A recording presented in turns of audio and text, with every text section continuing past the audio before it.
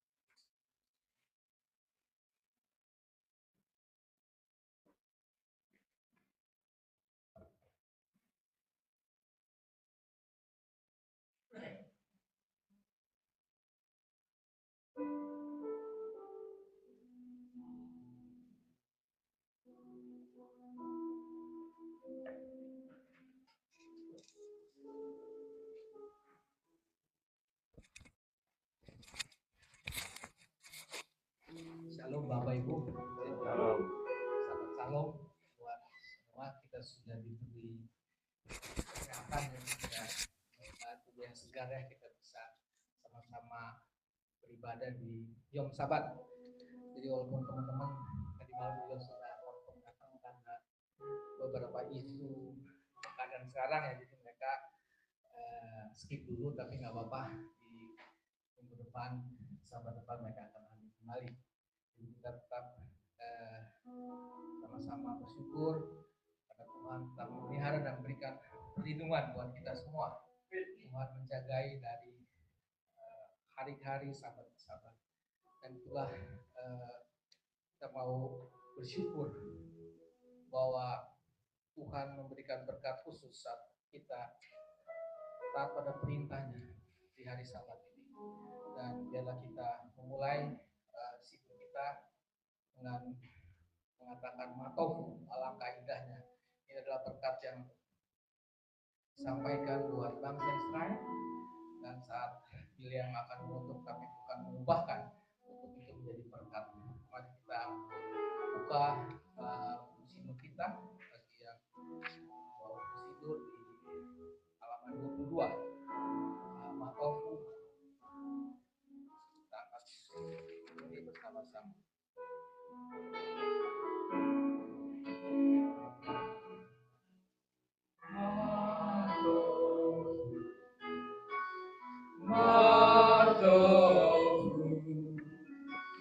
Oh Halekaya, Skenoteka Israel,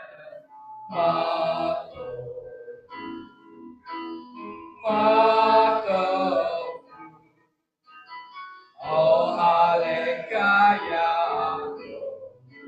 Skenoteka Israel, Vanivero Castega, O Perteca, Stava Perteca, Coseca, Beirateca,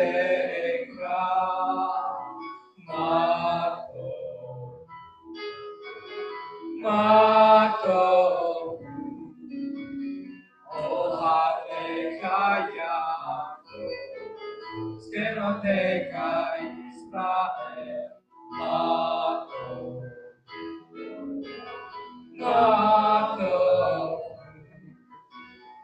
oh Halekaya, Skenoteka Israel, Adonai Ahaki, Leon Beteheka, On iskan pepodeka, iskan podeka, Mani esta pape, Veraha, Mekalinde Adonai, Osi,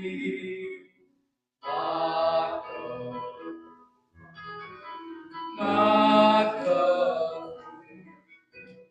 oh Halekaya,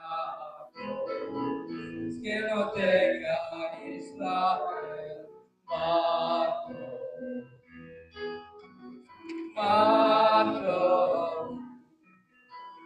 oh Halekaya, Skenoteka Israel, Vani Devila Vile,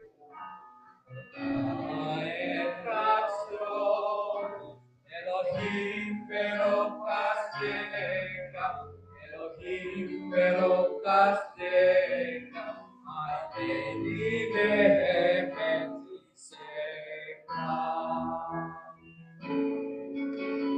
Mato,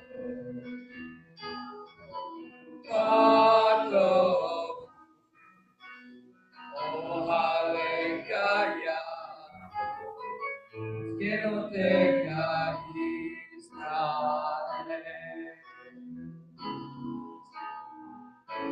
Skenoteka Israel. Elohim dalam berkat kasih setiamu yang besar, jawablah aku dalam kebenaran keselamatanmu. Mazmur 69 ayat 14. Kita akan sambung dengan Mazmur 92. Kita akan bersaut-sautan untuk membacakan Mazmur dalam bahasa Indonesia. Kemudian di akhir di Sadikatama kita nyanyikan bersama dalam bahasa Ibrani. Saya akan bacakan di ayat pertama, Bapak Ibu melanjutkan. Mazmur nyanyian di hari Sabat adalah baik untuk menyanyikan syukur kepada Adonai dan untuk menyanyikan mazmur bagi nama Ya yang Maha Tinggi. Untuk memberitakan kasih setiamu di waktu pagi dan kesetiaanmu di waktu malam. Dengan bunyi-bunyian 10 tali dan dengan gambus dan dengan iringan kecapi. Sebab kau membuat aku bersuka-cita ya Adonai dengan pekerjaanmu, karena perbuatan tanganmu aku akan bersorak-sorai. Betapa besarnya pekerjaan-pekerjaanmu ya Adonai, dan sangat dalamnya rancangan-rancanganmu. Orang bodoh tidak akan mengetahui, dan orang tua tidak akan mengerti hal itu. Apabila orang-orang fasik bertunas seperti tumbuh-tumbuhan dan orang-orang yang melakukan kejahatan berkembang, ialah supaya mereka dipunahkan untuk selama-lamanya.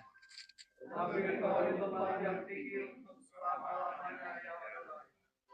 Sebab sesungguhnya musuhmu ya Adonai, sebab sesungguhnya musuhmu akan binasa, semua orang yang melakukan kejahatan akan dicerai-beraikan. Tapi kau tinggikan tandukku seperti tanduk pantai, aku dibawahi dengan minyak baru. Mari kita sama-sama mengatakan 1, 2, 3. Mataku memandangi seteruku, telingaku mendengar teriak orang-orang jahat yang bangkit. Kita nyanyikan Saling Katama. Saling Katama Ifra Keres Matfano Setuli Befekaduna Behasrod Elohim Yafri Otienu Mesefa Eseni Ferani Jiru Etahi Ia Saranona Suri Belu Afatamu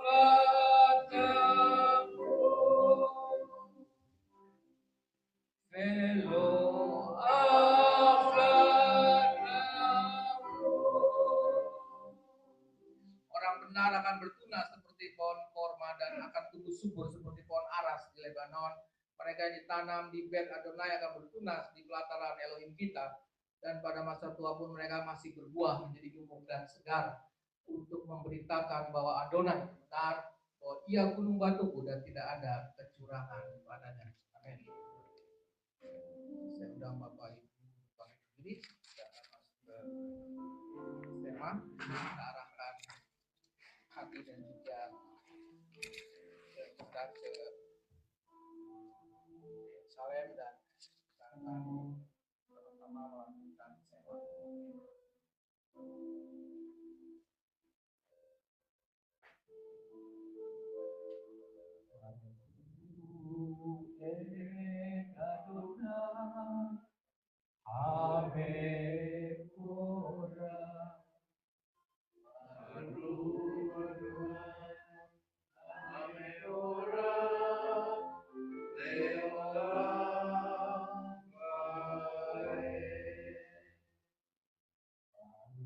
Adonai Hamefora Leolam Fae.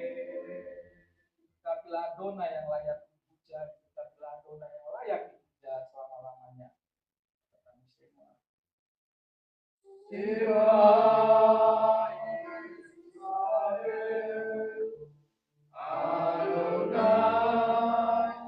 Eloheinu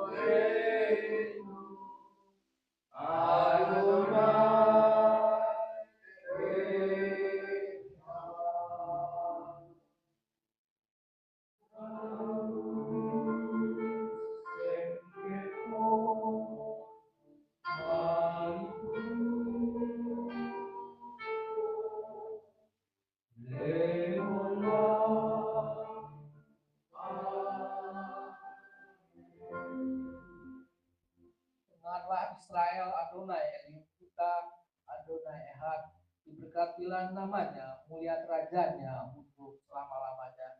Kita ambilkan Be'amta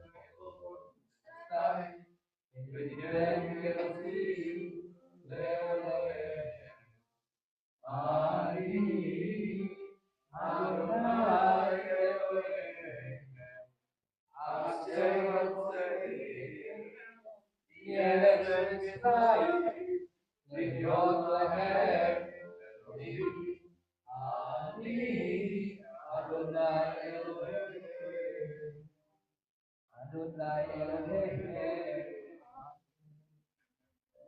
Silakan kembali.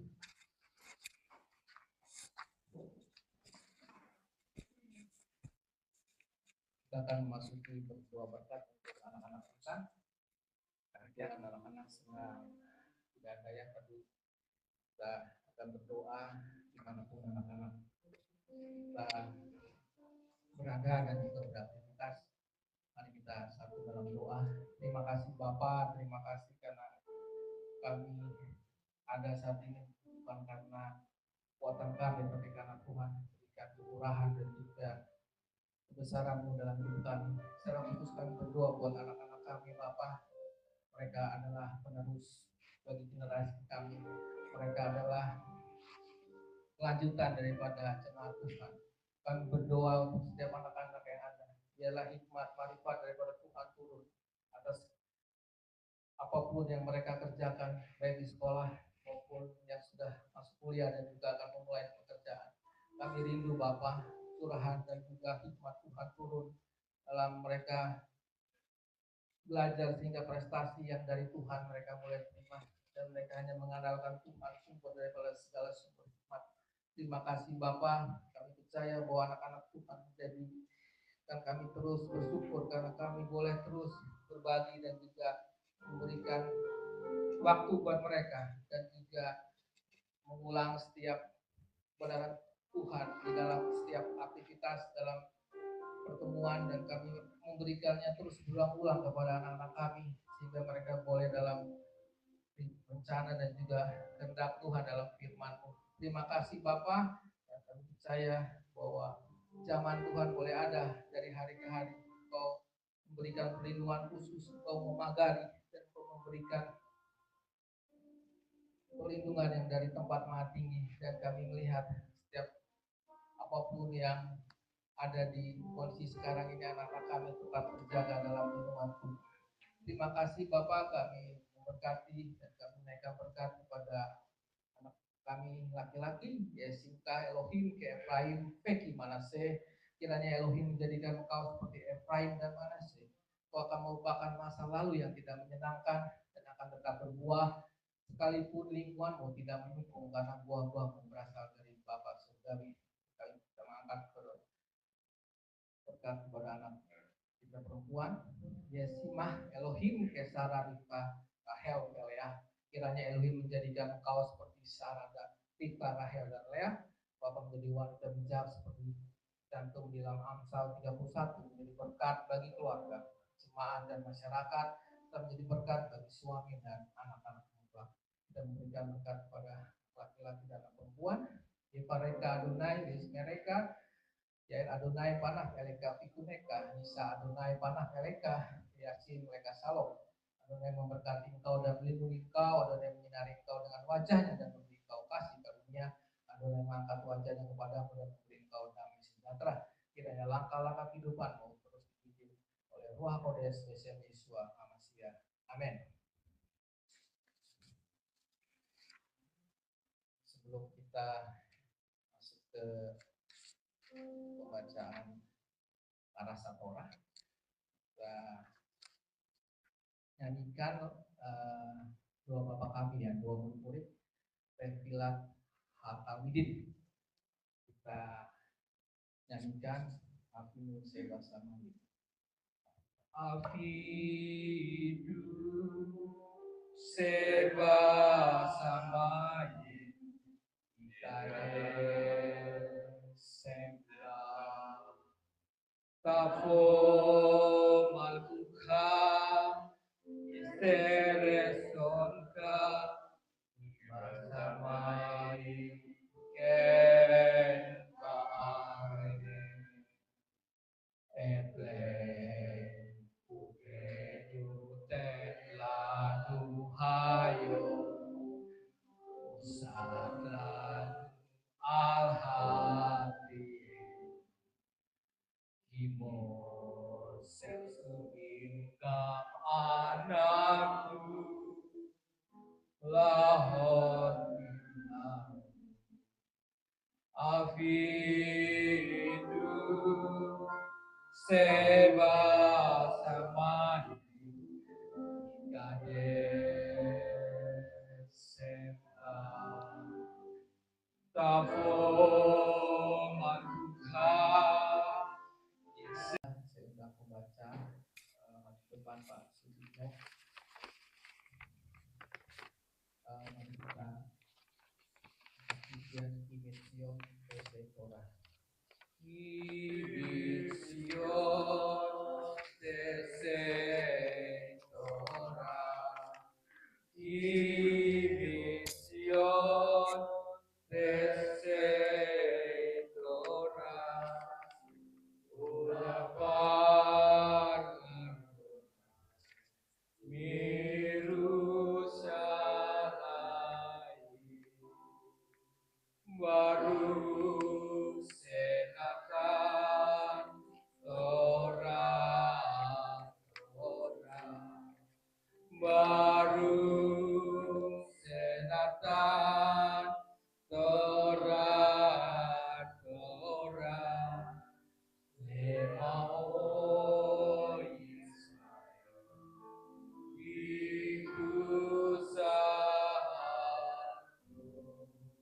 dari Sion akan keluar Torah dan firman Adonai dari Yerusalem. Diberkatilah dia yang memberi Torah pada umatnya Israel dalam perutusannya.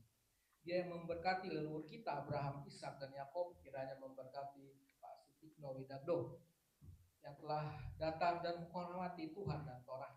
Kiranya yang kudus diberkatilah dia memberkati Pak Sutikno Widagdo dan keluarganya dan mengirimkan berkat dan kemakmuran dalam segala pekerjaan tangannya.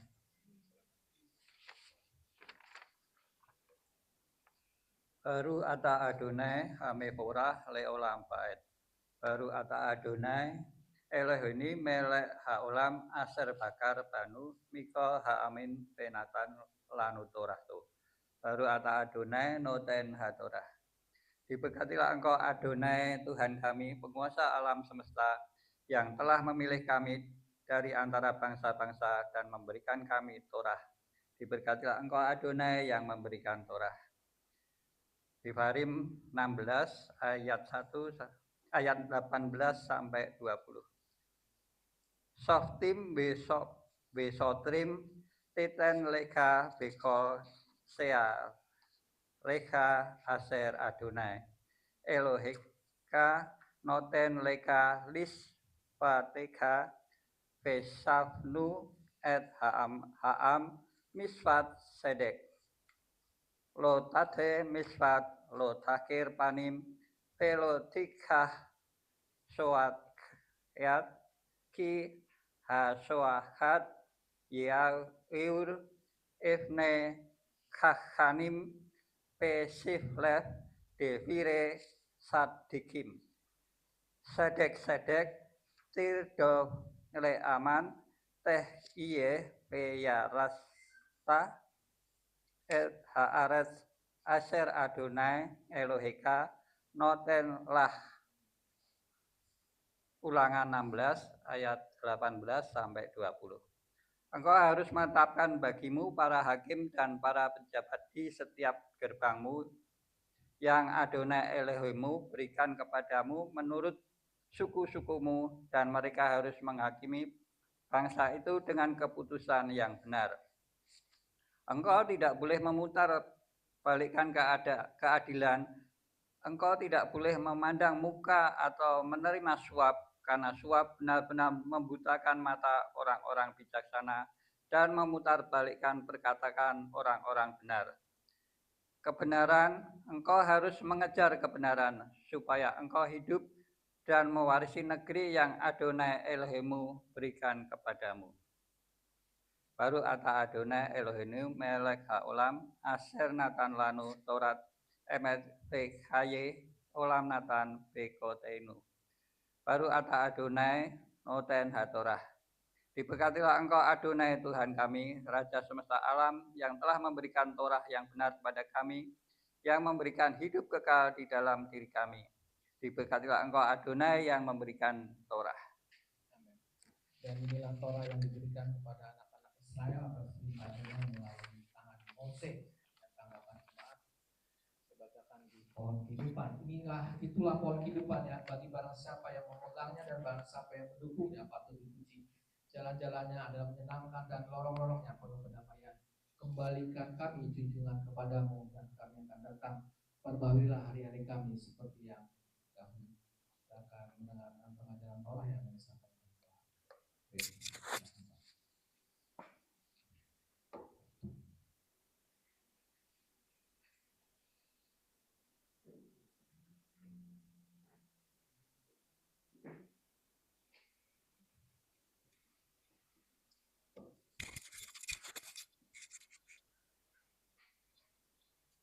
Ya, baik.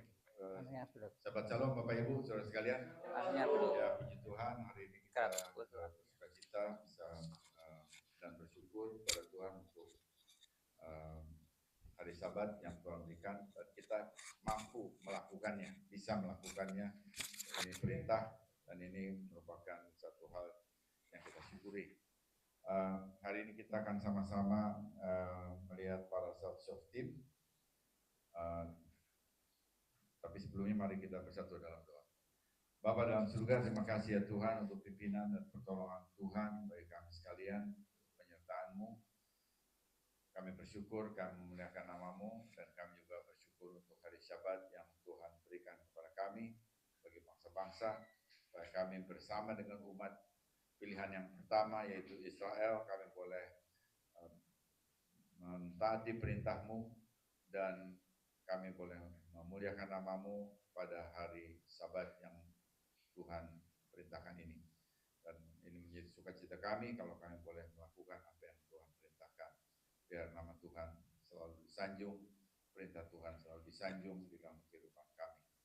Dan kami mohon Tuhan memberkati ibadah ini, seluruh ibadah dari awal sampai dengan akhirnya, dan juga kami mohon Tuhan mengurapi pemberitaan firman Tuhan, pengajaran Torah, sehingga kami boleh pulang dengan membawa berkat dari Bapa Surgawi sendiri. Kami juga mohon Tuhan lengkapi kami dengan telinga seorang murid dan lidah seorang murid, supaya setelah kami mendengar, kami menyampaikan kebenaran itu kepada banyak orang lain, sehingga mereka juga boleh hidup di dalam kebenaran firman Tuhan. Kami bersyukur untuk Torah yang Tuhan berikan. Baru ata Adonai Eloheinu melech haolam asher gedeshanu b'mitzvotav v'tzivanu la'asok b'divrei Torah.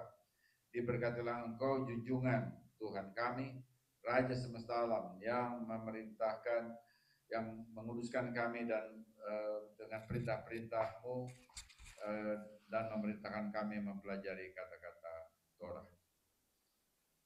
Besem Yeshua HaMashiach. Amin. Baik, Bapak Ibu, kita akan bersama-sama mengucapkan ibadah persekutuan kita. Saya undang saudara bangkit berdiri. Sama-sama kita ucapkan Dengan sukacita aku bersekutu dengan junjungan Yesus HaMashiach, yang adalah jalan kebenaran dan kehidupan, sumber keselamatan kekal. Seperti carang yang tetap melekat pada pokok anggur, demikian aku tinggal dalam kasih-Nya, dengan melakukan segala perintahnya. Aku ada seperti yang dikatakannya, aku ada. Aku akan jadi seperti yang dikatakannya, aku akan jadi. Kehidupan yang berbuah lebat bagi kemuliaan-Nya. Firman Tuhan itu pelita bagi kakiku dan terang bagi jalanku, yang tidak akan kembali dengan sia-sia.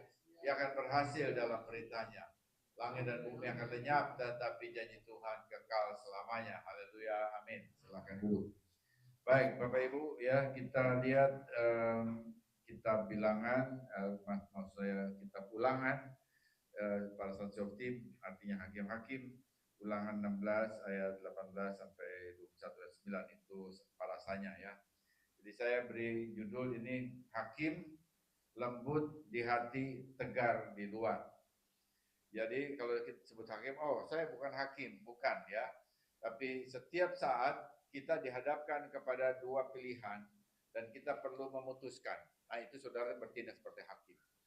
Jadi hakim itu kalau dia bekerja maka selalu ada dakwaan, ya.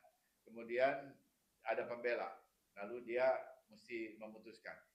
Bagaimana itu ya antara jaksa ada dengan pembela itu mana yang baik, yang betul, yang benar, ya. Lalu dia timbang itu disebut keadilan, maka dia memutuskan.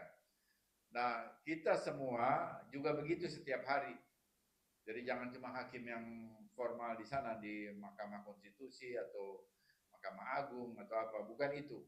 Tapi kita sebagai umat Tuhan setiap hari kita hadapi masalah itu ya. Bagaimana kita memakai dana itu untuk keperluan, ada keperluan ini, ada keperluan yang lain, lalu kita punya dana yang terbatas. Bagaimana itu kita menghakimi mana yang harus kita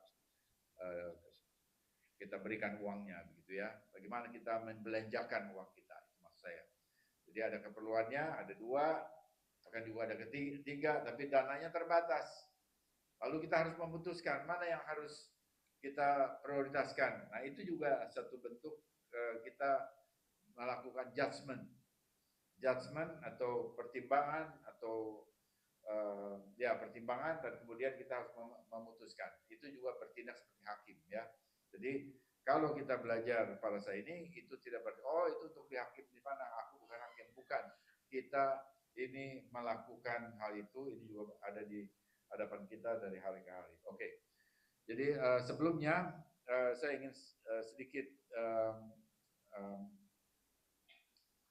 menjelaskan atau menyinggung pada hari ini tadi sudah disebutkan oleh Ibu Rifka ya. Hari ini tanggal 6 Elul. Jadi ini bulan Elul gitu maksudnya ya. Dalam bulan Elul itu adalah bulan pertobatan, itu 30 hari bulan pertobatan. Jadi di sini kita mulai merenungkan perjalanan kita 1 tahun terakhir. Mengapa kita mulai bulan Elul? Supaya nanti pada waktu hari Yom Kippur, jadi Yom Kippur kita siap ya untuk mohon pengampunan Tuhan dan menerima pengampunan dari Tuhan juga. Jadi itu mulai dengan introspeksi dari tanggal 1 Elul. Jadi dari 1 Elul 30 hari, kemudian Yom Kippur itu tanggal 10 bulan Tisri, ya jadi 40 hari gitu ya. 40 hari kita merenungkan apa yang sudah kita lakukan dan kita coba melihat apakah itu sesuai dengan perintah-perintah Tuhan. Jadi itu satu periode yang ada setiap tahun begitu, dan dengan cara itu lalu kita bisa mempunyai kita bisa mendapatkan kehidupan rohani yang sehat dari tahun ke tahun. Karena setiap tahun kita mengevaluasi. Itu yang indahnya kita memakai kalender Ibrani. Kalau kita nggak pakai kalender Ibrani, maka itu lewat, begitu ya. Nggak tahu gitu, sehingga ya Ya benar, di dalam lingkungan Kristen memang setiap hal itu kita langsung minta mengaku dosa gitu ya. Tapi tidak pernah ada evaluasi tahunan. Nggak ada ya di dalam kalender Gregorian Kristen pada umumnya tidak ada. Tapi dalam kalender Ibrani kita diberi satu periode untuk melihat bagaimana kita telah hidup 1 tahun yang terakhir. Dan itu mulai bulan Elul. Dan bulan Elul juga karena disebut bulan pertobatan, orang Yahudi biasanya melakukan mikveh atau baptisan itu di bulan Elul. Jadi kalau kita lihat Yesua ya, Yesua itu dia dibaptis, kemudian setelah itu langsung dibawa oleh Ruach HaKodes ke padang gurun. Ya, di sana memang sebagian Israel itu padang gurun, lalu kemudian dicobai oleh iblis. Ya, dia berpuasa 40 hari dan waktu itu loh dia dicobai oleh iblis. Jadi 40 hari ini cocok dengan 1 Elul sampai dengan Yom Kippur. Sehingga kalau kita melihat begitu, Yesua adalah Yesua dia selalu taat kepada semua perintah Tuhan dan dia tidak melawan juga tradisi tata ibadah, dia tidak lawan ya. Yang dia lawan munafiknya ya, sifat munafik orang-orang Farisi. Dia juga sendiri juga lebih dekat kepada Farisi daripada mazhab yang lain. Jadi dia itu mengikuti tata ibadah. Hari Sabat dia datang, dia tidak kritik, tidak mengkritik hari Sabat, tidak. Dia tidak mengkritik juga sinagog, tapi yang dia mengkritik itu adalah mazhab Farisi. Tidak semuanya orang-orang Farisi yang munafik ya. Jadi kita mesti membedakan ini. Karena kebanyakan di dalam lingkungan gereja Kristen itu langsung orang Farisi itu semua sebelah jelek semuanya gitu ya. Tidak demikian. Nah, Yesua juga ada di lingkungan Farisi dan orang Farisi itu dia memang lebih banyak beraktivitas atau melakukan ibadahnya di sinagoga. Sementara orang Saduki itu selalu memegang ada di bait suci, ya. Nah itu dan bait suci itu ada banyak korupsi di sana. Jadi itu sebetulnya mazhab Saduki. Tapi Farisi itu di sinagoga dan Yesua selalu datang ke sinagoga. Dia pernah juga ke bait suci tapi dia membalikan meja-meja menukar uang itu ya. Nah jadi kita bisa melihat bahwa dia selalu datang ke sinagoga, itu artinya dia mengikuti tata cara yang ada di lingkungan orang Farisi. Nah jadi dia dibaptis dan kalau kita lihat orang-orang Yahudi memang suka dibaptis pada bulan Elul, maka most likely ya paling dekat kita kalau bisa melihat itu bahwa Yesua dibaptis pada 1 Elul. Kemudian langsung dia dibawa oleh Ruach Kodes padang gurun dan dia berpuasa sana 40 hari. 40 hari dari 1 Elul sampai Yom Kippur. Yom Kippur selesai ya. Dan di dalam waktu periode itulah dia dicobai oleh iblis. Nah, jadi penjelasan seperti ini tidak bisa kita dapat kalau orangnya memakai kalender Gregorian. Mesti pakai kalender Ibrani baru kita bisa lihat itu ya. Oke. Nah, jadi kita dengan hal ini kita juga di GKMI melakukan mikveh. Itu mikveh tahunan itu pasti di bulan Elul. Kalau ada satu keperluan yang khusus begitu ya, itu boleh kita lakukan di tempat lain di bulan lain, tetapi di bulan Agustus Elul ini, sorry ya, Elul di bulan Elul ini itu kita melakukan baptisan. Jadi kalau ada anak-anak yang baru pertama kali dibaptis atau juga orang tua yang mau kembali melakukan satu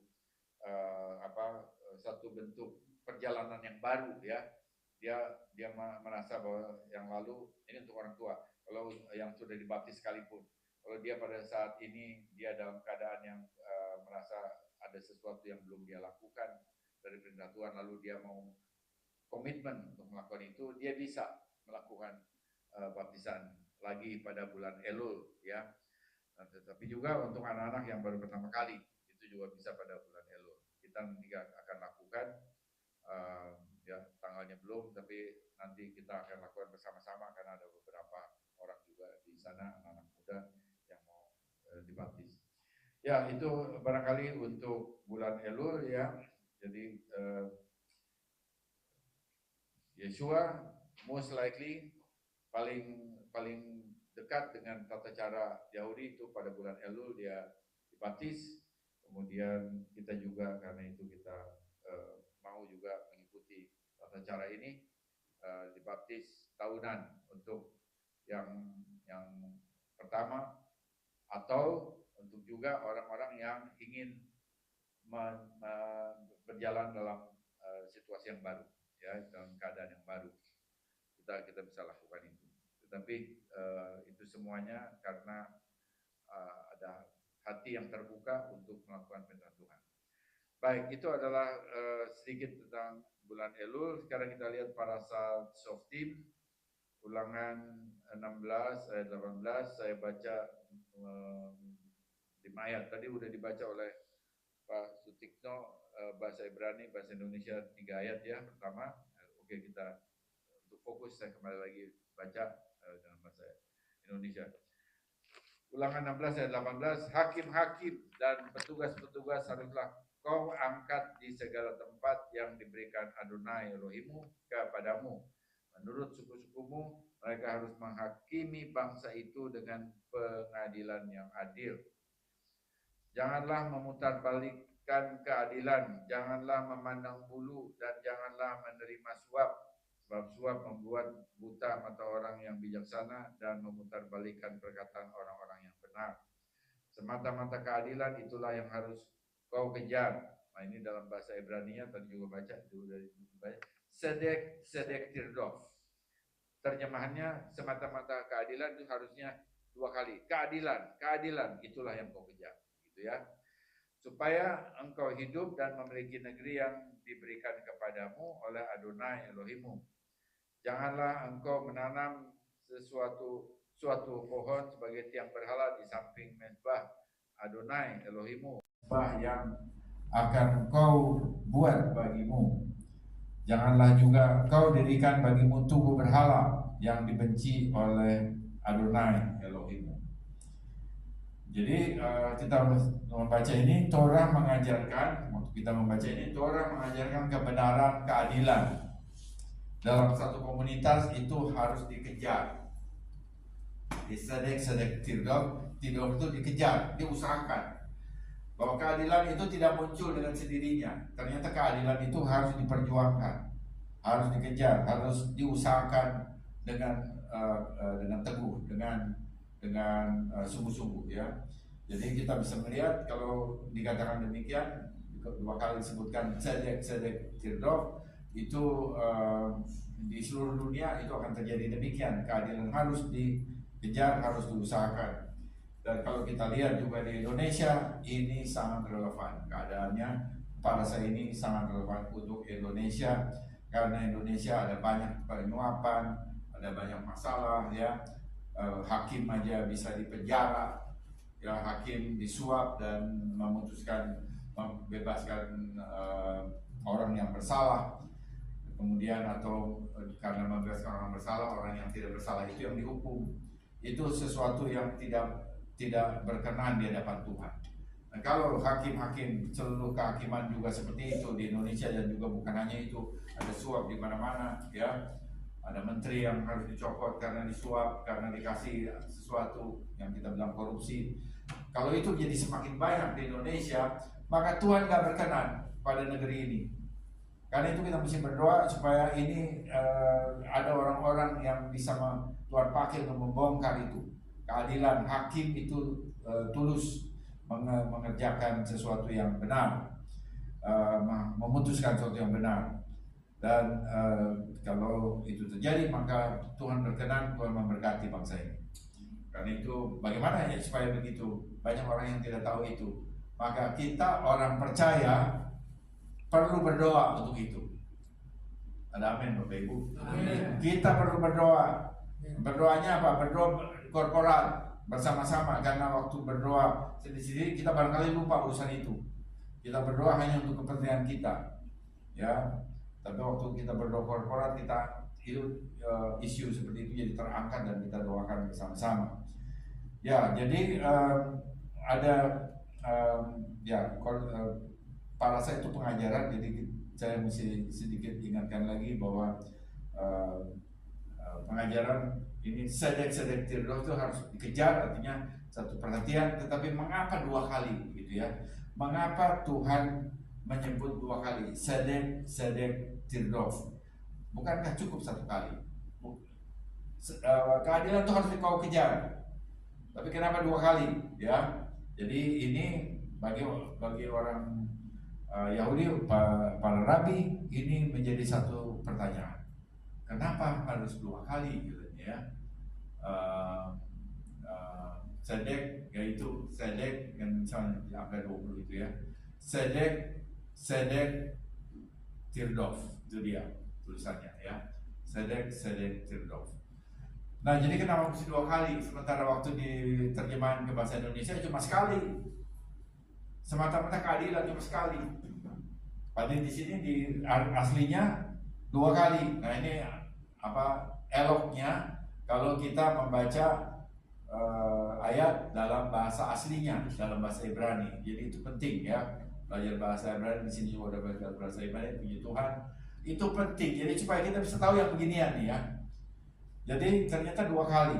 Nah, lalu mengapa? Pertanyaan harus dua kali. Jadi dua kali itu pertama ya, ada beberapa alasan yang diajukan. Ini setelah perenungan, para rabi mengatakan yang pertama itu karena keadilan harus ditunjukkan bukan saja dengan ucapan, tetapi juga dengan perbuatan. Jadi yang satu dengan ucapan, yang satu lagi dengan perbuatan. Kan itu disebut dua kali. Jadi perbuatan dan ucapan, jadi dua. Jangan cuma ngomong, ya. Orang bisa ngomong, ada banyak, ada di koran bilang begini. Tapi perbuatannya nggak ada, nggak bisa begitu. Kita juga demikian. Kita juga bicara keadilan, kebenaran bagus, tapi juga perbuatannya harus keadilan dan kebenaran.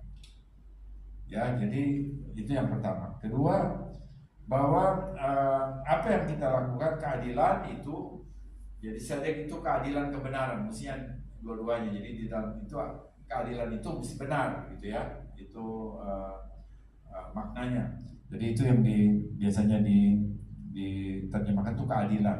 Tapi keadilan itu mesti dalam kebenaran.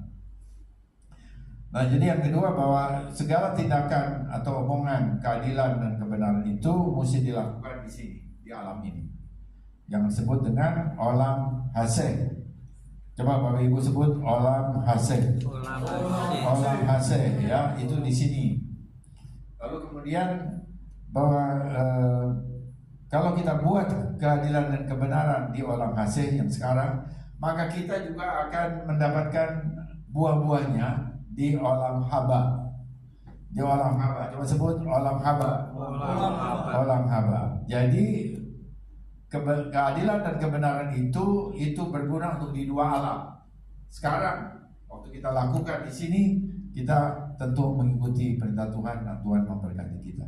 Tapi bukan hanya untuk di sini, karena apa yang kita lakukan di sini akan menjadi buah-buah untuk yang akan datang, yaitu di olam haba, diperhitungkan Tuhan ketika kita harus menghadap tahta pengadilan Hamasyah, ya, kita akan dibenarkan karena sudah melakukan perbuatan keadilan, kebenaran di olam haseh di sini.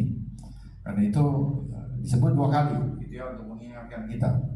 Kemudian juga yang berikutnya ya, bahwa umat Tuhan mengalami geilah penebusan itu dua kali. Penebus pertama itu adalah Mose, karena dia membawa Israel keluar dari Mesir, ya, itu yang pertama.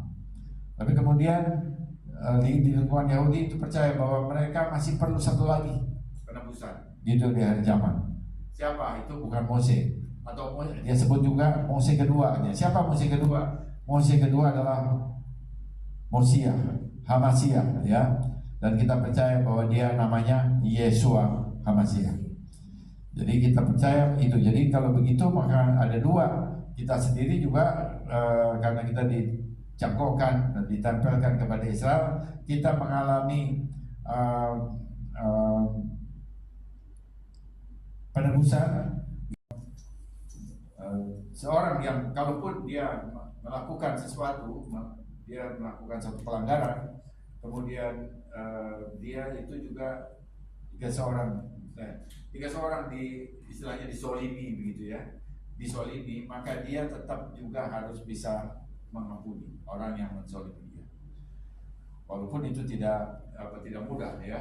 Nah, kita coba lihat beberapa contoh di dalam Alkitab bagaimana seorang yang bersalah, kemudian dia juga dia bersalah, tapi kemudian dia ditegur, dia melihat kesalahannya, maka dia harus memberikan ganti rugi untuk kesalahan yang dia buat. Coba kita lihat ini Zakius ya.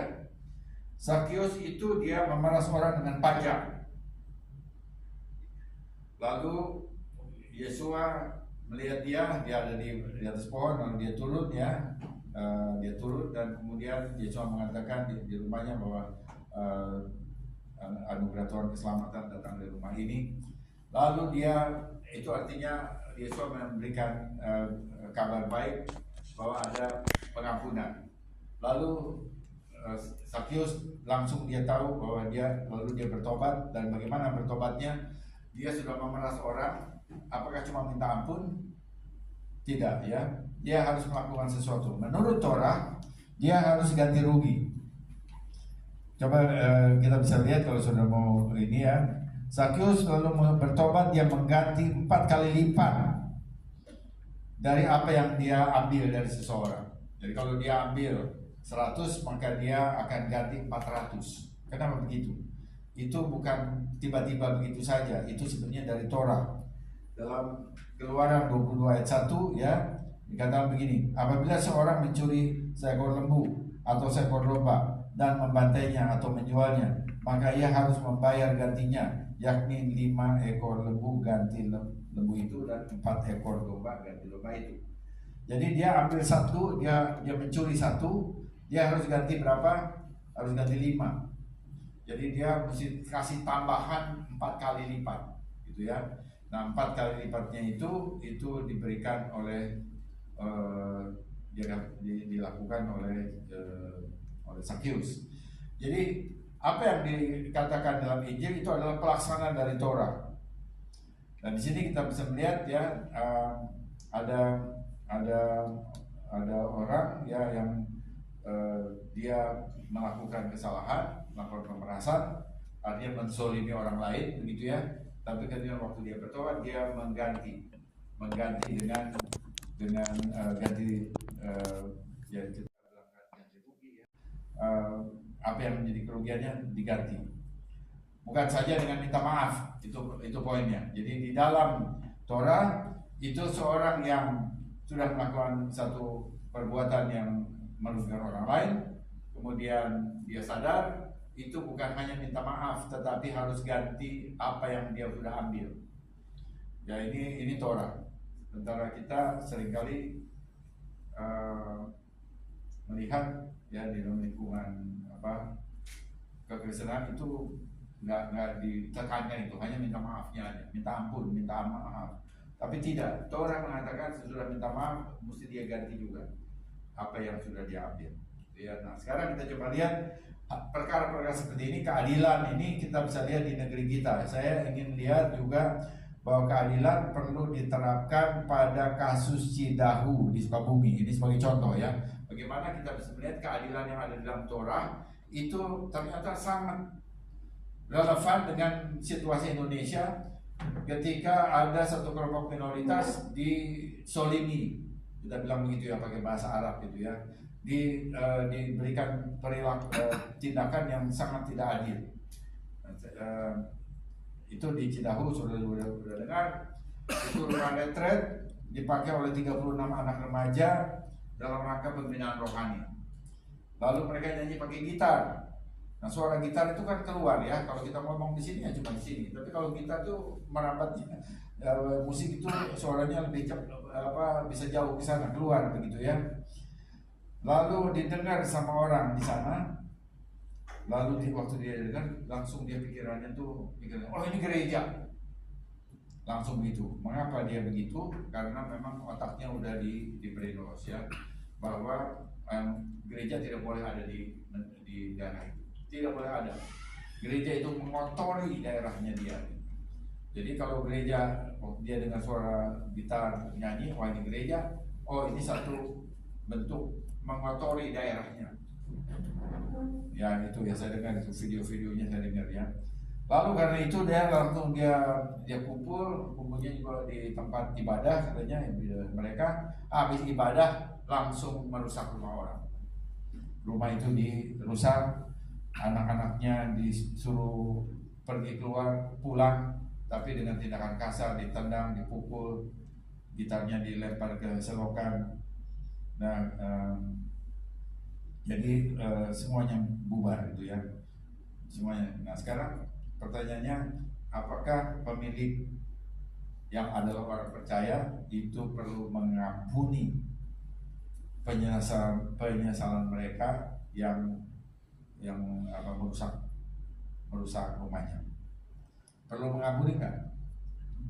Ini kehidupan kehidupan yang nyata ini ya. Orang yang memiliki rumah retret itu adalah orang Kristen, penjaganya juga Kristen, lupa namanya, tapi ada tuh ya. Dirusak rumahnya begitu, lalu saudara taruh posisi saudara di pemiliknya, kira-kira mengampuni nggak? Mengampuni. Jawabnya mengampuni. Ada lagi yang lain? Oh ya, ini saya ini pertimbangan, ini pertimbangan ya, waktu saudara dihadapin itu ini adalah pertimbangan seperti hakim, mengampuni atau tidak. Saudara sebagai hakim untuk masalah ini, mengampuni atau tidak. Ada yang dikatakan mengampuni, ya, mengampuni sebagai pribadi, mengampuni sebagai pribadi. Tetapi apakah ini perkara ini setelah diampuni lalu udah selesai? Enggak, ini perkara yang harus harus ada hukumannya, karena dia udah merusak rumah orang, ya, merusak rumahnya, itu ada aturannya, itu ada hukum pidananya. Karena itu mesti dilanjutkan pengampunan pribadi, tapi dilanjutkan ke pengadilan. Mesti begitu, supaya orang tahu, negeri ini tahu bahwa satu tindakan ketidakadilan, saling gitu ya, itu harus dihukum. Jadi itu aspek luar tadi saya bilang. Tadi kan kita bilang ada dua aspek. Aspek dalamnya, oke, kita ampuni dia, ya, kita ampuni sebagai pribadi, sebagai orang percaya.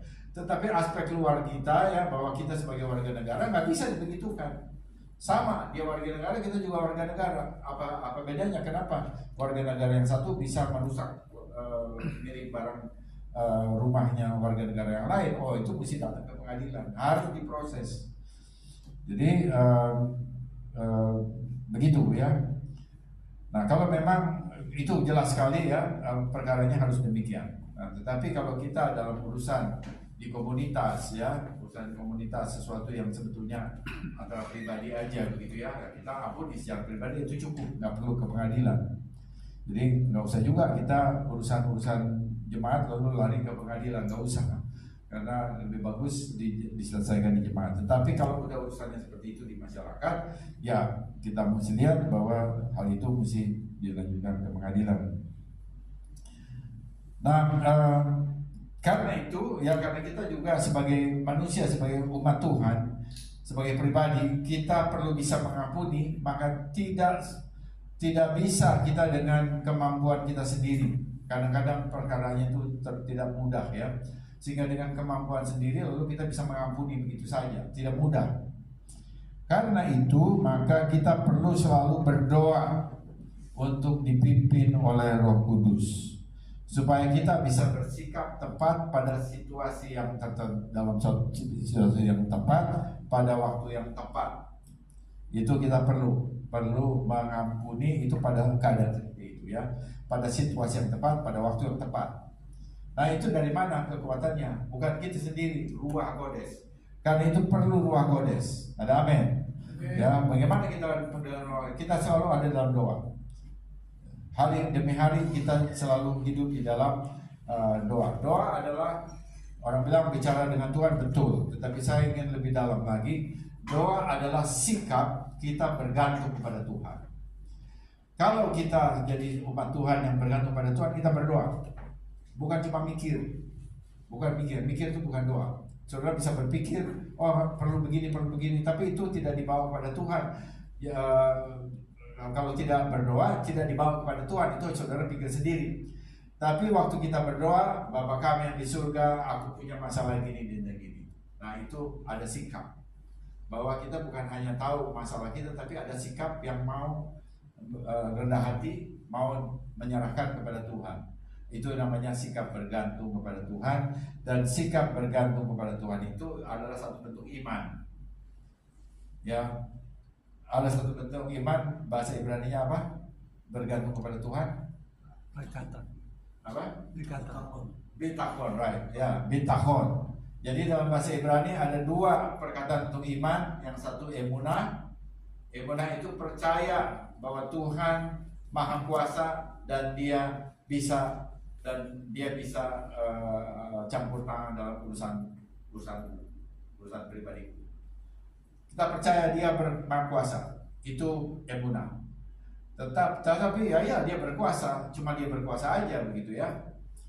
Dan Dia bisa juga menolong aku, tetapi Dia begitu. Nah, sekarang bitachon itu melengkapi pemahaman bahwa Tuhan Maha Kuasa. Bitachon adalah karena Dia Maha Kuasa, aku bergantung kepada Dia. Nah, itu bitachon. Jadi ada dua hal ya, dua aspek Bapak Ibu ya.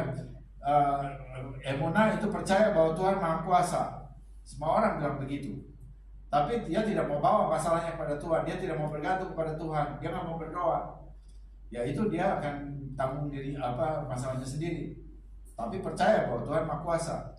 Tapi waktu kita percaya Tuhan Maha Kuasa, lalu kita bergantung kepada Dia dan kita datang kepada Dia, itu pasti dalam doa, maka Dia akan menolong kita. Itu adalah iman dari Abraham, iman dari David, iman dari semua orang. Itu dalam bahasa Ibrani itu ada dua, apalagi dalam Mazmur ya. Mazmur itu pakai banyak perkataan bitachon kalau kita mau lihat dalam bahasa Ibrani. Banyak sekali perkataan bitachon itu di Mazmur. Jadi David itu waktu dia menulis Mazmur itu dia hatinya bergantung pada Tuhan. Sikap hatinya itu seperti itu. Ya, jadi kita perlu melakukan itu. Nah, coba kita lihat ilustrasinya ini, mau pakai ilustrasi, kasih gambar ya. Jadi seperti tadi, di dalamnya itu lembut, di dalamnya itu punya belas kasihan, tetapi di luarnya harus tetap tegar. Gambar itu, saya kasih gambar ke Pak Edi. Ini dia, seperti ini. Ini dalam bahasa Ibrani tanaman ini disebut sabra Ibrani. Kalau kita bilangnya kaktus ya. Coba lihat kaktus, saudara ya. Kulitnya itu keras dan sepertinya ada ininya sedikit, ada gerigi begitu ya. Ada ininya keras, itu yang barangkali itu adalah bunganya. Tapi kemudian itu keras, jadi kita kulitnya itu keras ya. Tapi kalau kita buka, dalamnya itu apa? Lembek sekali kaktus itu. Lembek ya. Nah itu gambaran kita. Jadi gambaran umat Israel seperti itu, gambaran kita orang percaya juga seperti itu. Di dalam hatinya itu lembut, di dalam hatinya itu punya belas kasihan, tetapi di luarnya dia mesti tegar, nggak kelihatan lembek dia. Nah sekarang ini ya gambaran seperti itu saya mau kasih lihat karena ini juga Israel itu saya juga selalu perhatikan Israel ya, itu saudara tua kita. Coba lihat bagaimana saudara Israel, gambar kedua. Nah ini dia pakai itu senjata laras panjang itu namanya usi. Itu buatan Israel sendiri itu. Jadi usi ya, usi dari nama seorang yang suka memakai begitu ya. Salah satu serdadu. Dan dia pakai usi itu. dan artinya dia siap tembak gitu. Kalau dia diserang dia siap tembak. Tapi dengan pakaian yang seperti itu, dengan senjata usi itu, dia hatinya dia datang ke tembok barat. Dia untuk apa itu? Untuk berdoa. Itu artinya orang yang mau ke situ tuh hatinya udah hatinya lembut, hatinya ingin mengatakan aku perlu Tuhan. Tuhan itu Maha Kuasa. Itu dia datang ke sana. Jadi kalau kita datang ke Israel, selalu juga kita datang ke sana, dan kita juga ikut begitu. Ya, jadi itu, dan suasana doa itu kuat sekali di sana. Karena semua orang Yahudi di sana itu untuk berdoa. Jadi tembok barat itu adalah sebetulnya bukan bait suci ya, tapi itu adalah sebagian dari pagar bait suci. Dulu pagar batu-batu yang gini ya, besar seperti itu pagar.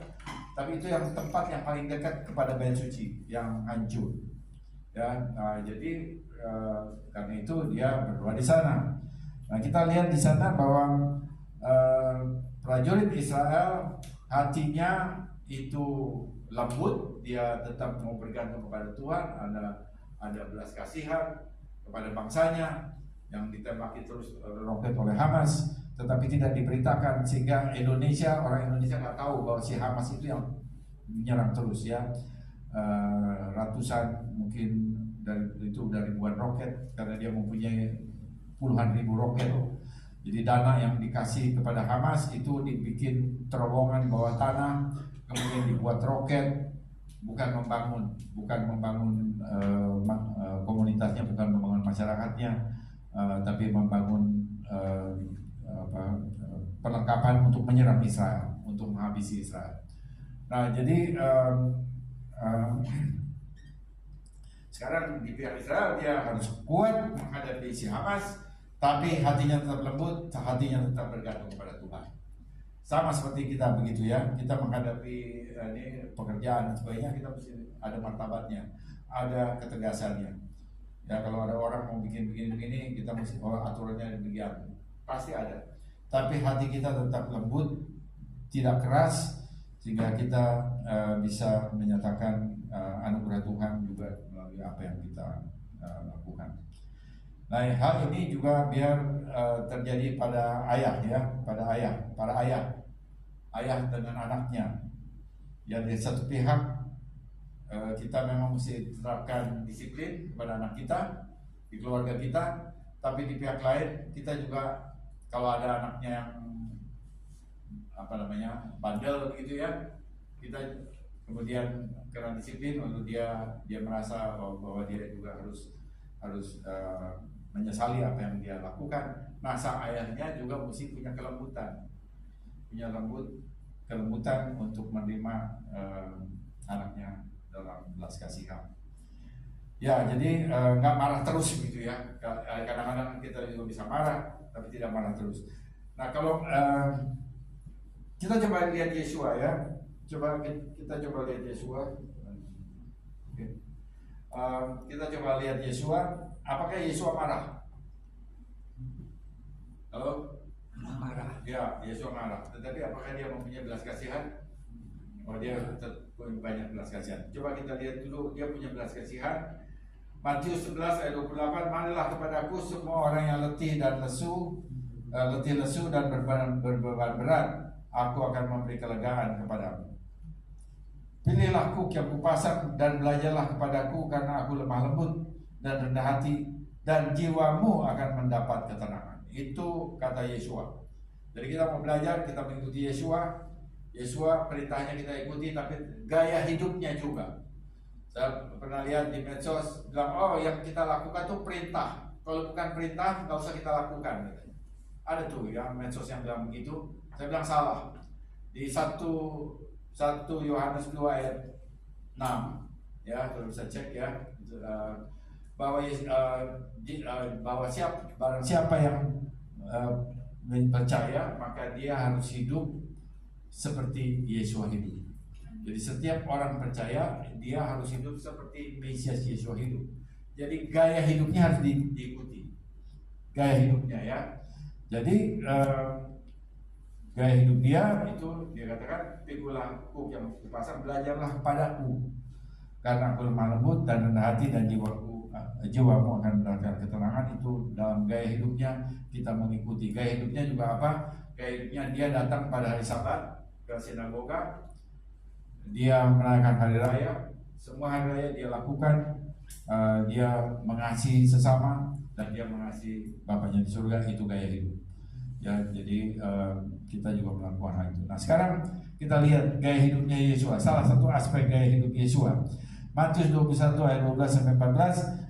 Yesua masuk ke bait Elohim dan mengusir semua orang berjual beli di halaman bait Elohim. Ia membalikan meja-meja penukar uang dan bangku-bangku pedagang merpati dan berkata kepada mereka, ada tertulis, rumahku akan disebut rumah doa, tetapi kamu menjadikannya sarang penyamun. Dia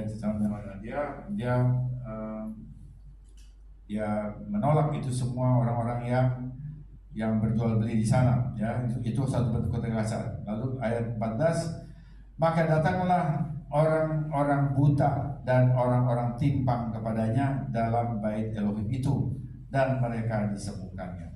Jadi kita lihat bahwa terhadap segala ketidakbenaran, ketidakadilan, dia bersifat keras dan dia menyatakan sesuatu yang menegur.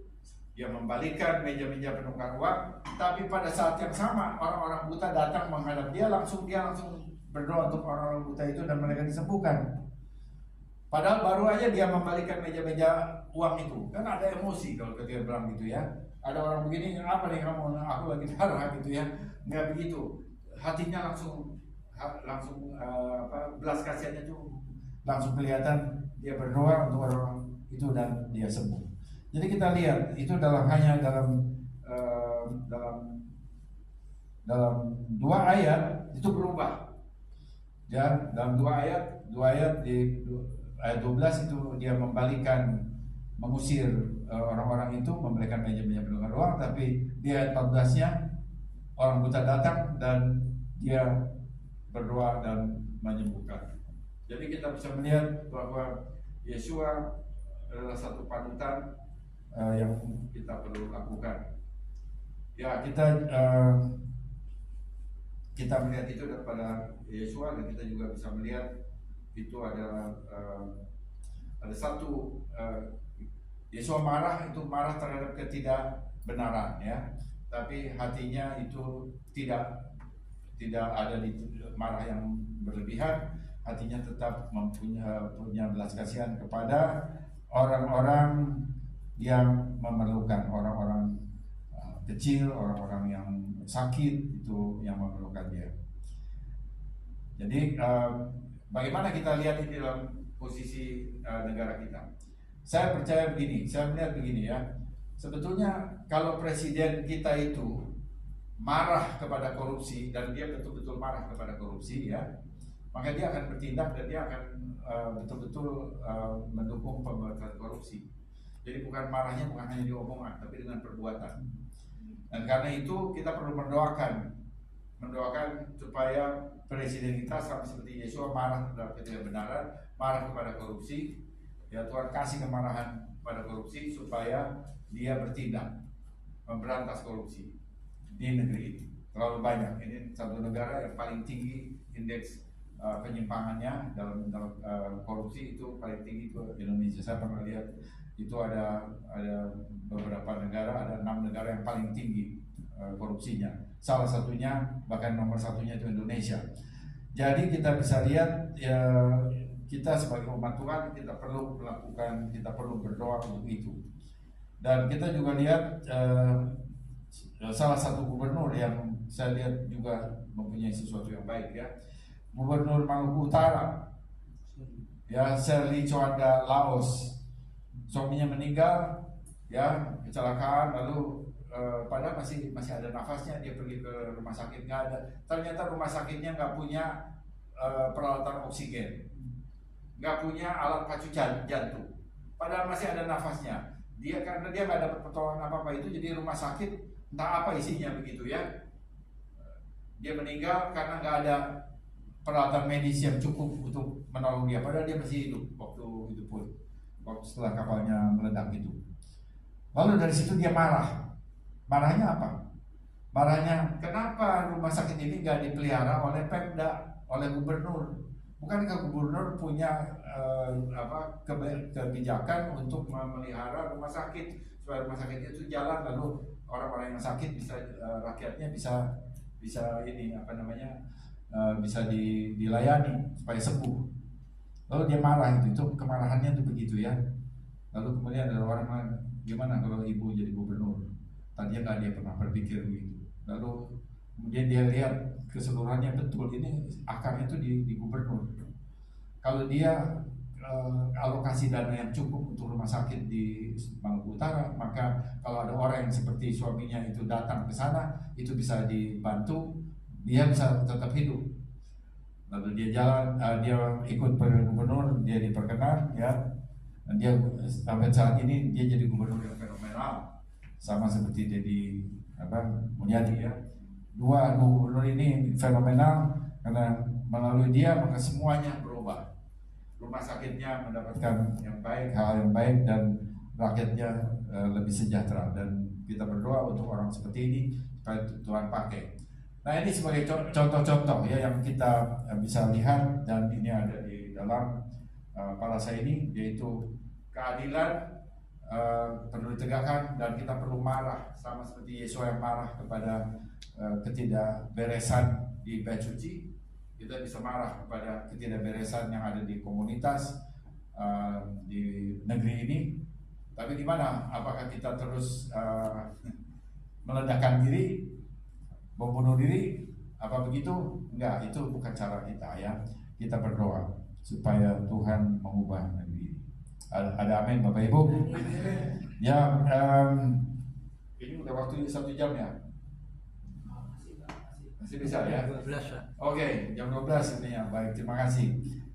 Kita coba lihat ayat yang lain, karena di dalam Parasa itu banyak ayatnya ya. Ini 4 pasal ya. Jadi kita memang mesti lihat beberapa ayat. Itu bedanya khotbah. Kalau khotbah di gereja pada umumnya itu cuma ambil 1 ayat lalu udah selesai. Karena kita bahas Parasa, kita mesti lihat ayat yang lain. Jadi bisa 3 atau 4 ya. Coba kita lihat beberapa sesuai dengan waktu. Kita lihat ayat Ulangan 16 ayat 22. Ini sebagai pengetahuan kita ya. Janganlah juga kau dirikan bagimu tugu berhala yang dibenci oleh Adonai Elohim. Jadi kalau kita baca begini ya, kita baca tugu berhala. Ini nggak boleh kita buat. Atau batu dibuat, dinaikkan itu kemudian itu disanjung-sanjung bertuah begitu ya, atau ada keramatnya gitu. Nah, jadi Torah melarang mendirikan batu suci ya, itu ada keramat gitu. Kalau kita bahasanya keramat gitu, batu keramat ya. Dan batu yang berdiri itu dalam bahasa Ibrani-nya Matserah itu batu yang berdiri, dan itu biasanya di zaman penulisan Alkitab itu dipakai untuk memuja, karena di atasnya itu jadi seperti mezbah kecil. Jadi itu dan biasanya itu juga dipakai untuk mengingat orang yang sangat dihormati, sehingga dia seakan-akan itu jadi seperti memuja orang yang sudah mati itu ya. Ada bisa dilakukan seperti itu pada zamannya. Nah, tetapi kita juga lihat di dalam Torah bahwa Yakov dia juga mendirikan batu. Mendirikan batu waktu di Betel itu dia mendirikan batu. Oh, sesungguhnya Tuhan ada di sini. Dia pakai sebagai penanda bahwa ini tempatnya gitu ya, lokasinya. Aku melihat Tuhan merawat aku di sini. Lalu dia berikan batu itu. Nah, menurut ini lalu pertanyaannya, kenapa Yakub boleh, kenapa yang lain enggak? Nah, pada waktu Yakub melakukan itu, ayat ini belum muncul ya. Itu satu jawaban. Waktu Yakub mendirikan begitu, itu ayat ini belum muncul, karena ayat ini muncul setelah Mose. Jadi Yakub jauh sebelumnya, ratusan tahun sebelumnya. Nah, jadi dan juga Yakub tidak memakai itu untuk penyembah. untuk jadi menyembah berhala begitu ya, atau itu hanya sebagai penanda. Waktu di sinilah Tuhan memberi aku mimpi. Punya Tuhan melawat aku di sini, dia kasih tandanya itu hanya sebagai penanda. Tapi kemudian batu itu sendiri tidak disembah oleh dia. Ya, jadi perlu kita bedakan ya. Dia tidak pernah menyembah batu, dia hanya pakai itu sebagai penanda. Nah sekarang orang Yahudi tidak pernah akan melakukan hal itu lagi berdasarkan ayat ini. Jadi pemakaman Yahudi itu nggak pakai tugu. Barangkali kalau orang Batak, ada juga orang Batak yang kaya itu pakai tugu gitu ya.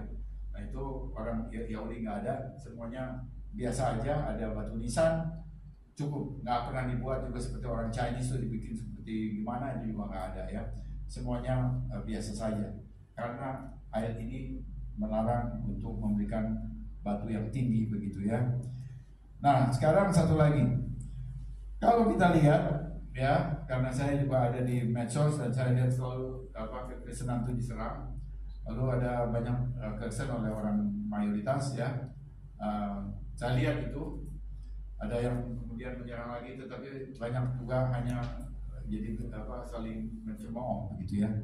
Tapi saya mau lihat satu hal yang mungkin saya masih karena ayat ini, batu yang dihargai.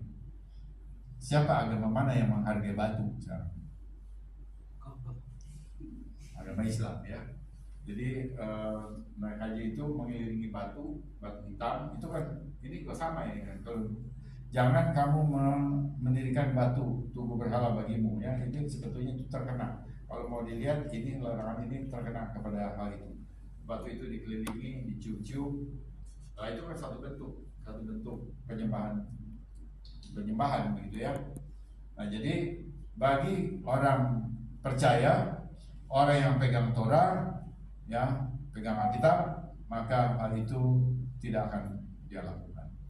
Dia tidak akan lakukan karena ayat ini ada larangannya. Jadi bagi mereka yang melakukan ya itulah mereka gitu ya. Tetapi kita tidak pernah melakukan itu, karena itu tidak ada orang percaya yang betul paham kitab sucinya, Alkitab, akan melakukan itu, akan pindah ke situ, akan jadi mualaf.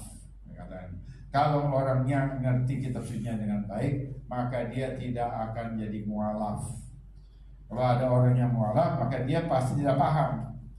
Karena dia melihat Injil, ada tulisan ini, ada satu ayat yang kemudian dia baca, dia nggak paham, lalu kemudian mempertanyakan itu, lalu kemudian merasa bahwa ini bukan kitab yang berasal dari Tuhan. Lalu kemudian ada tawaran, lalu dia meninggalkan Tuhan. Ya itu satu hal ya. Jadi kita tidak akan meninggalkan Tuhan, kita tetap di dalam memegang seluruh kitab suci dari Kejadian sampai Wahyu, dan kita mau menaati Torah.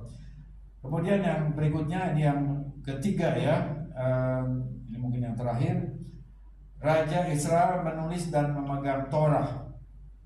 Raja Israel menulis dan memegang Torah. Ulangan 17 ayat 18 saya baca, apabila ia duduk di atas tahta kerajaan, maka haruslah ia menyuruh menulis baginya salinan hukum ini menurut kitab yang ada pada imam-imam orang Lewi.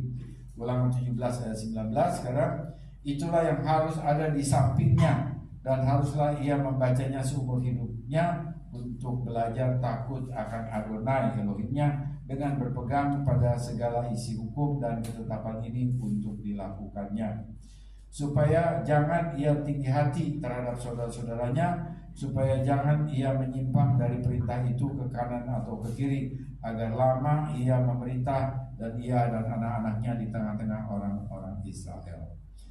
Nah, ini satu ayat yang menyatakan bahwa seorang raja, dia harus menyuruh orang lain menulis Torah. Karena itu lalu muncul satu jabatan, yaitu penulis Torah yang namanya sovereign.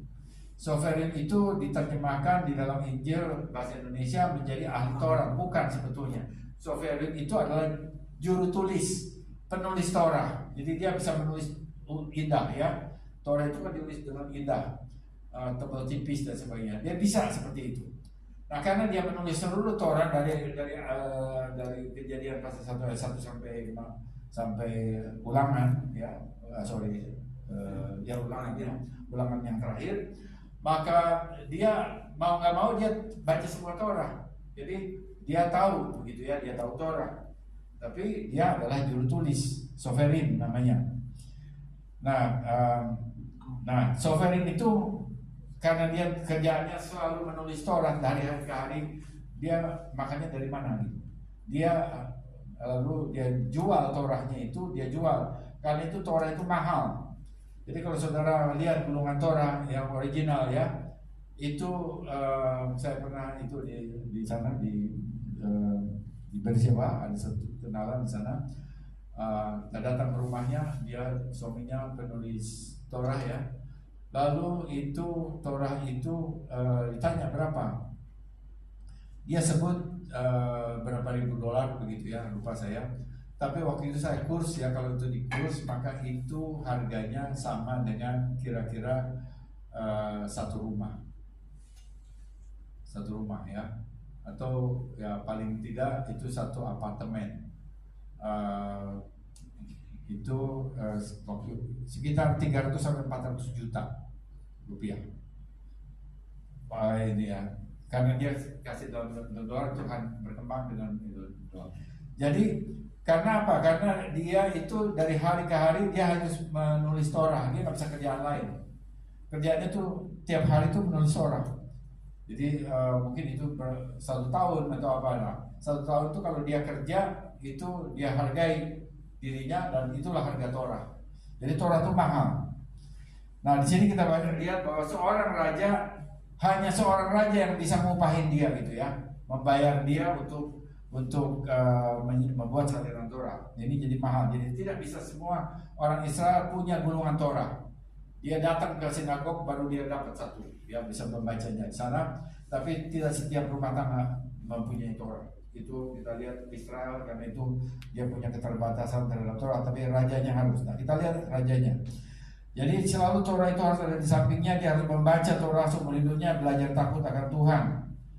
Untuk apa? Supaya dia jangan tinggi hati.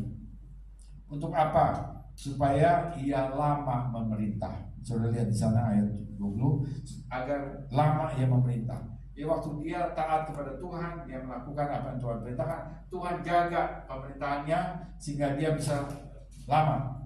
Tapi kalau dia melawan Tuhan, sebentar aja ya dia menyembah berhala, maka dia menyimpang, rakyatnya lalu nggak sejahtera, memberontak, sebentar aja dia jatuh. Dan Tuhan membiarkan dia begitu. Tapi waktu dia membaca Torah, dia melakukan Torah, seorang raja, maka Tuhan jaga pemerintahannya. Dan ini menjadi berkatnya. Nah, sekarang pertanyaannya, apakah Yesua sebagai Raja Israel juga menyalin Torah seperti yang ada di sini? Coba jawabannya gimana? Kenapa Yesua? Bagaimana Yesua dia juga menyalin Torah? Apakah dia menyalin Torah? Lalu di kayu salib itu ditulis dengan bahasa Latin, INRI. Jawaban itu adalah singkatan dari Yesus Nazarenus Rex Iudaeorum.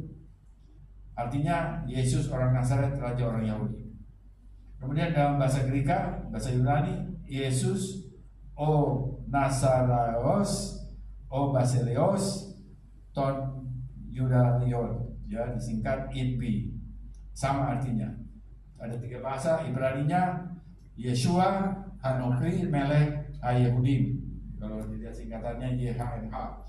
Jadi kita bisa lihat ya bahwa dia diakui dia paling tidak ada walaupun itu sebenarnya satu bentuk semacam cemooh ya, raja disalib gitu. Tapi memang dia akan diakui bagi banyak orang Yahudi yang percaya bahwa dia adalah Mesias. Mesias itu raja. Mesias itu bukan cuma yang diurapi, tapi diurapi untuk apa? Karena dia raja. Karena dia raja, dia diurapi. Itu Mesias. Nah sekarang kalau dia memang raja, Mesias yang dia diurapi, dia adalah raja, apakah dia juga mengikuti perintah Adonai Elohim, yaitu menyalin Torah? Jadi kalau dia melakukan itu, sepertinya bagi orang Yahudi, dia belum memenuhi perintah, dan itu dia nggak bisa jadi Mesias. Nah ini kan jadi masalah bagi orang Yahudi ya. Bagi kita nggak tahu yang seperti ini, kita bilang bahwa dia tetap Mesias. Tapi bagi orang Yahudi dia bilang, nanti dulu dia memenuhi perintah-perintah Adonai Elohim nggak? Nah karena itu perlu dijawab ya.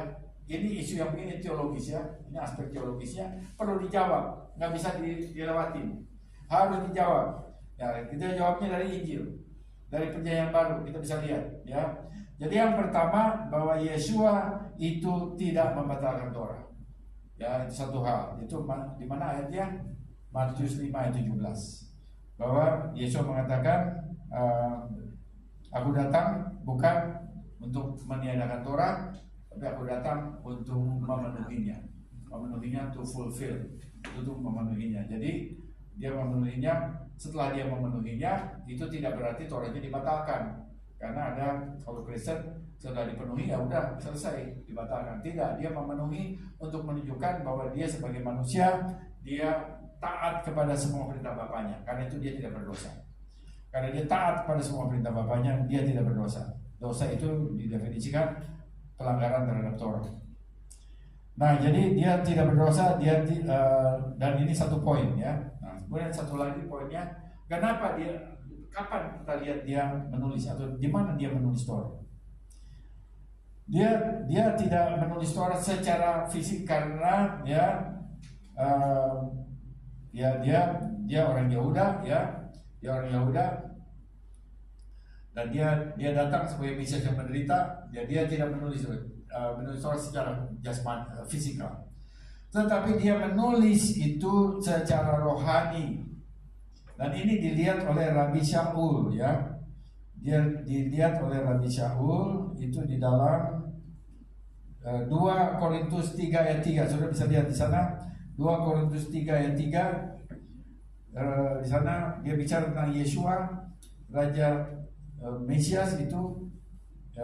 Dia menulis ya, di hati-hati orang percaya, ditulis bukan dengan tinta tetapi dengan roh Elohim yang hidup, bukan pada loh-loh batu melainkan pada loh-loh daging, yaitu dalam hati manusia. Jadi dia bicara itu tentang hati orang percaya yang di dalamnya ditulis firman Tuhan, dan kemudian dia akan dikasih keterangan ditulisnya bukan dengan tinta tetapi dengan roh Elohim yang hidup, bukan pada loh batu tapi pada loh daging. Ini adalah Rabbi Shaul. Jadi Yesua menulis itu dengan Ruach HaKodes. Dia bilang begitu ya. Jadi kita lihat Yesua naik surga, kemudian karena dia naik surga, dia mengatakan ada seorang penolong lain yang akan datang ya, Menahem, another comforter.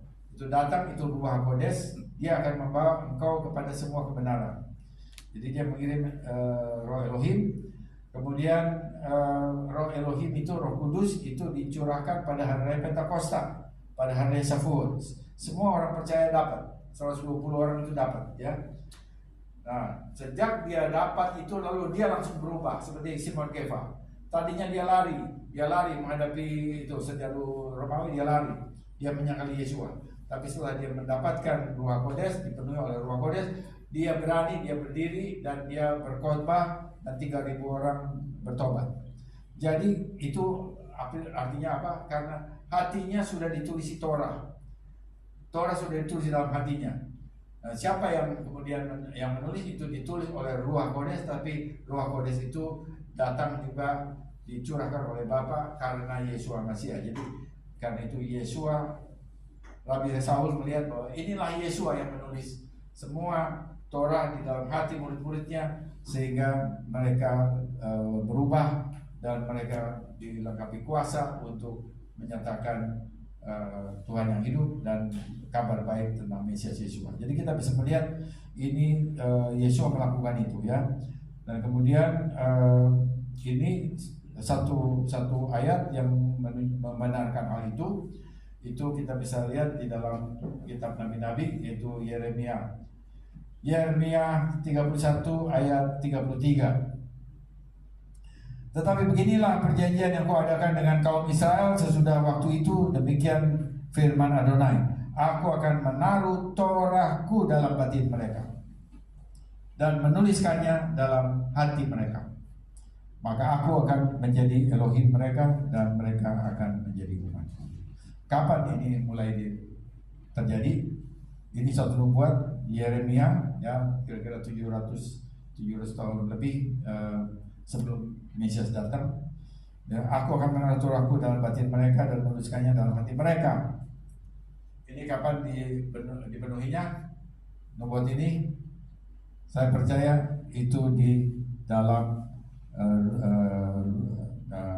Kisah Rasul pasal 2, yaitu pada hari raya Shavuot Pentakosta. Jadi ini digenapi. Jadi dan ini perjanjian baru dikatakan. Itulah periode perjanjian baru.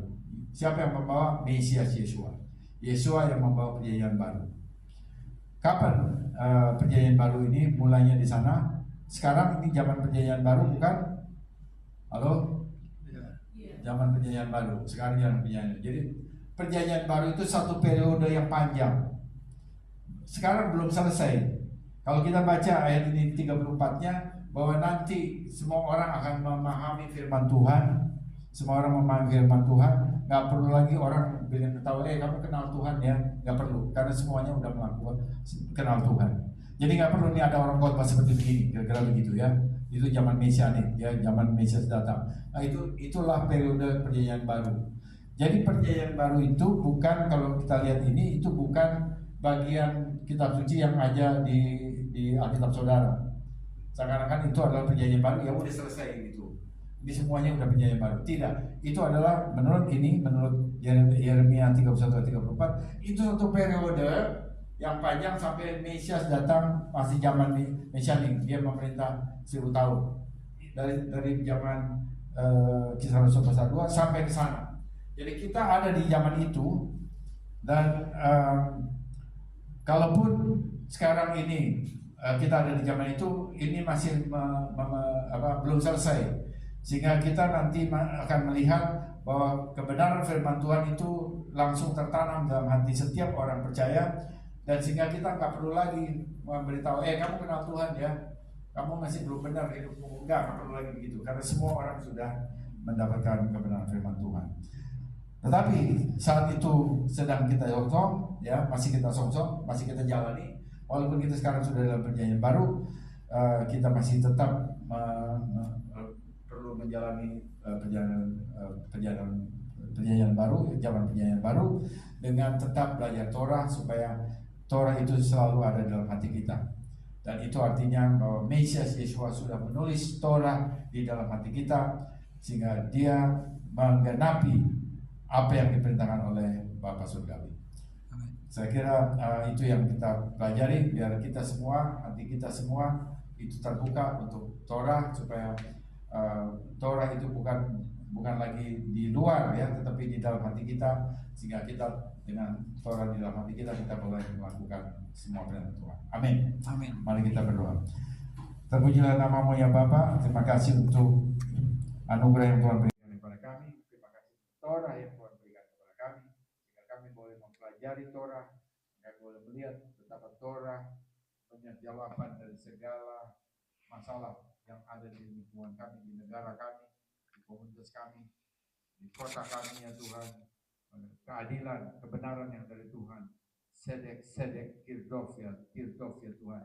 Biar kami juga sebagai umat Tuhan boleh menjadi umat yang memberkati banyak orang. Tuhan berikan kepada kami rasa keadilan, kebenaran dalam setiap hal, baik dalam rumah tangga, dalam keluarga, maupun di dalam komunitas, di dalam kehilah, tapi juga di dalam tengah masyarakat kami ya Tuhan. Tuhan berikan kepada kami satu sikap yang tegas ya Tuhan, ketegaran untuk menghadapi segala hal-hal yang tidak adil di negeri ini, dalam masyarakat ini. Tapi Tuhan juga berikan kepada kami hati yang lunak, yang berbelas kasihan kepada orang-orang yang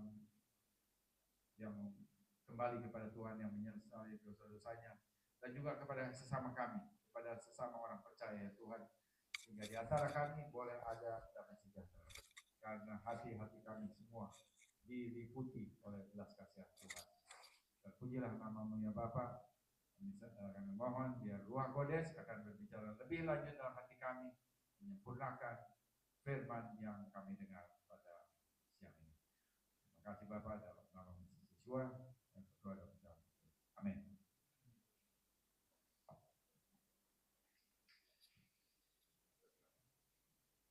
Bapa Surgawi, biar Tuhan kami mulai menerima segala anugerah-Mu, berkat-Mu.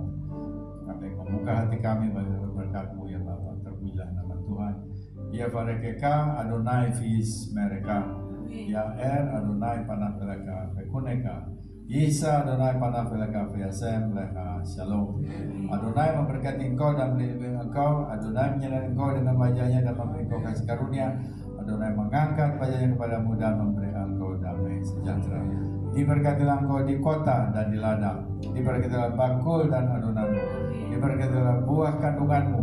Diberkatilah engkau ketika engkau keluar dan ketika engkau masuk. Engkau akan menjadi kepala dan bukan ekor. Engkau terus menaik dan tidak menurun. Pada saat engkau memegang segala perintah Adonai Elohim dan melakukannya dengan setia. Kiranya Yesus Masih akan membawa engkau kepada orang-orang yang tepat, yang akan memberkati dan melengkapi hidupmu, baik pria maupun wanita. Kiranya Ruh Kodes akan membawa engkau kepada keputusan-keputusan yang benar, sehingga engkau boleh terus berjalan di atas jalan raya kemenangan yang Tuhan sudah sediakan bagimu. Kasih karunia Yesus Masih dan kasih Bapa serta persekutuan Ruh Kodes menyertai saudara sekalian sampai Maranatha, Mesias datang kedua kalinya, dan semua orang percaya katakan amin. Perbudakan pertama itu dari perbudakan dosa, tapi itu juga dilakukan oleh, bagi kita bangsa-bangsa itu dilakukan oleh Mesias Yeshua. Tapi kemudian dia juga melakukan lagi penebusan akhir zaman, itu ketika kita nanti berjumpa dengan dia dan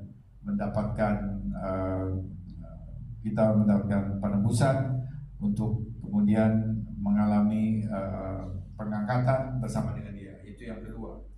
Jadi ada dua kali ya. Jadi ini diingatkan dua kali penebusan itu melalui dua kali kata-kata sedek. Nah, kemudian kalau tadi saya bilang kita dua kali ditebus, itu sebetulnya juga digambarkan ya di dalam perjanjian baru, juga dalam Torah ya, dalam Tanakh, bahwa ada dua kali penebusan. Yang pertama itu adalah oleh Masiah ben Yosef ya.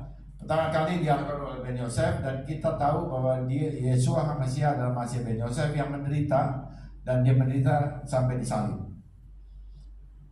Itu Injil Perjanjian Baru itu mengatakan demikian. Tetapi memang kalau di lingkungan orang Yahudi itu dia bilang nanti Mesias Ben Yosefnya datang nanti, ya. Oke, tetapi mereka juga mengakui bahwa Mesias Ben Yosef juga akan mati, gitu ya.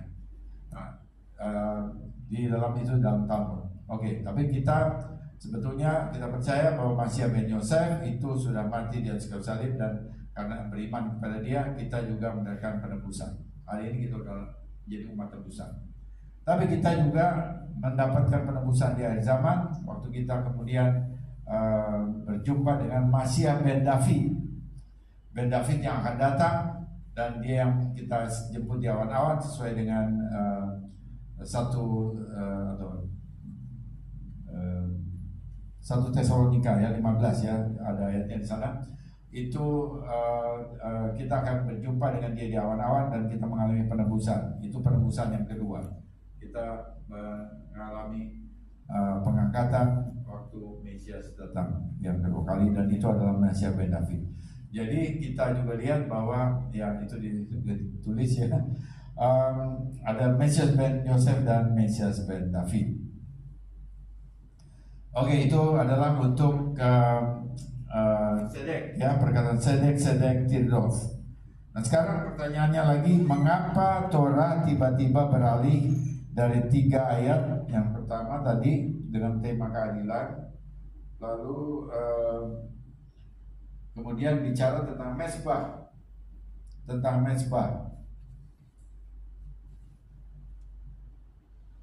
Mengapa mulai bicara tentang keadilan lalu kemudian bicara tentang mesbah? Apa hubungannya antara hakim dengan mesbah? Nah, kita lihat sekarang. Itu kita lihat tadi ya, mesbah ayat 21. Jangan kau menanam suatu pohon itu yang berawal di samping mesbah Adonai Elohim, mesbah yang kau buat bagimu, ya. Nah, jadi kita coba lihat mesbah. Mesbah itu terbuat dari mesbah yang ada di pelataran, ya. Bapak Ibu bisa bayangkan waktu itu mesbah itu ada di pelataran, ya, orang masuk pelataran kemah suci. Kemudian yang pertama itu ada ini apa? Ada pembasuhan tangan, ada basuh tangan, kemudian ada mesbah, ya. Nah, mesbah itu dibuat di bagian dalamnya itu tentu tanah. Kemudian di luarnya itu tembaga, ya, di luarnya tembaga. Jadi ini merupakan gambaran dari seorang hakim sebetulnya. Sifatnya, ya. Dia harus rendah hati, seorang hakim harus rendah hati di dalam karena dia debu tanah. Namun dia di luar harus kuat, harus mantap, harus bermartabat. Di dalamnya dia punya hati yang rendah, ya, rendah hati. Tetapi di luarnya dia harus menunjukkan bahwa dia adalah seorang hakim yang bermartabat. Dia harus kuat dan tangguh melawan kekuasaan para penyuap, para penguasa yang menindas. Dia harus melindungi kaum miskin yang tak berdosa. Ya, jadi dia harus mempunyai hati yang lembut, tetapi di luarnya dia harus tegar. Dia tidak boleh menunjukkan bahwa dia lembek begitu, ya, karena dia harus berhadapan dengan penguasa-penguasa atau penyuap yang ingin membuat dia lentur begitu, ya, membuat dia begitu lemah sehingga memenangkan mereka yang bisa menyuapnya. Nah, karena itu lalu itu sesuatu yang juga kita harus miliki sebagai manusia, bahwa kita mempunyai hati yang bisa melihat belas kasihan, yang punya belas kasihan, tetapi juga mempunyai keteguhan, ketegaran untuk menghadapi perkara-perkara yang menyimpang. Jadi apa yang dikatakan tentang hakim itu adalah sebetulnya bicara tentang kita semua sebagai manusia. Jadi bukan hanya hakim yang seperti itu, tapi kita juga sebagai umat Tuhan, kita harus gigih menentang semua ketidakadilan di lingkungan kita. Kalau ada yang tidak adil, itu lalu kita harus menentangnya. Nah, oke.